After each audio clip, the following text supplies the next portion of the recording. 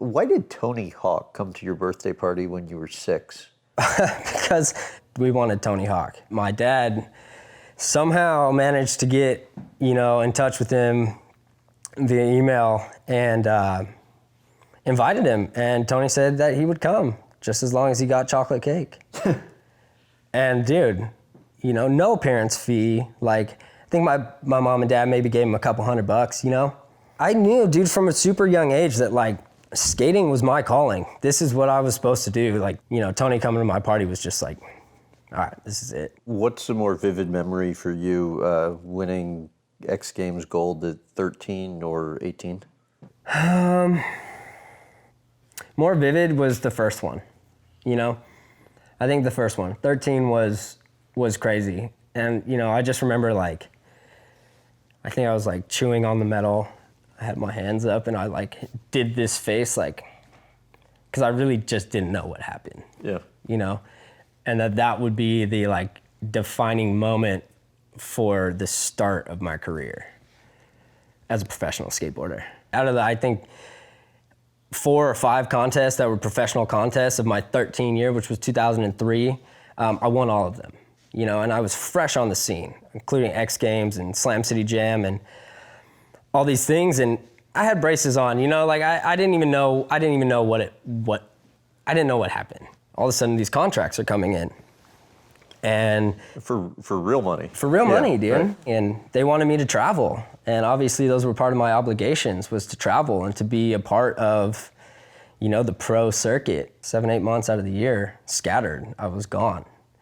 And it was just hard, dude. I didn't have friends that were my age. All my friends were 20 and above. I was a 13-year-old. And I'm still very moldable. And I want to thank God that I really wanted to just skate. If my mind would have been elsewhere, I probably would have gotten into some trouble at a young age and wouldn't be right here having this interview today. I stayed very focused. I had very strong family morals. I never drank. I never smoked when I was young on the road. Like, that wasn't a thing. It wasn't even allowed. It wasn't even a thought. I just wanted to skate. And I actually got frustrated a lot of these trips because as a little kid, I wake up at 8 o'clock and I'm ready to go skate. And these guys had partied all night, and they're not rolling out of bed or rolling into the van until 1 o'clock. So I'm like, well, I guess it's the perfect time for me to do homework, So like I would just do schoolwork. And it actually gave me a really bad taste of like, man, partying, like, this just takes you away. This just takes you away from skating. Why are these guys doing this? So it was actually easy for me to not partake in any of that till later on. What made you realize just that lifestyle at that age, in terms of traveling for that long, was too much? I just miss my family, dude. I miss my friends. I wanted to be home.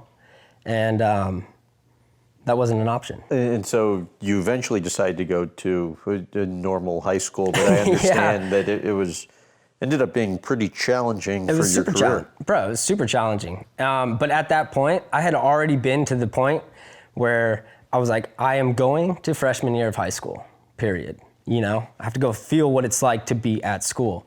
And obviously, once I was halfway through the year, I was like, get me on the road. Like this, I'm over this. But big thing in my family is finish what you start. And you learned wrestling too. Like, wrestling taught me how to fall better on my skateboard, which a lot of people don't realize that, like, yeah, if you're a great skateboarder, that's rad. But like, you really need to learn how to fall from huge obstacles, or, those millisecond where you hit a rock and you're gonna fall, instead of like, putting your arms out, which, trust me, I've put my arms out and I've learned the hard way.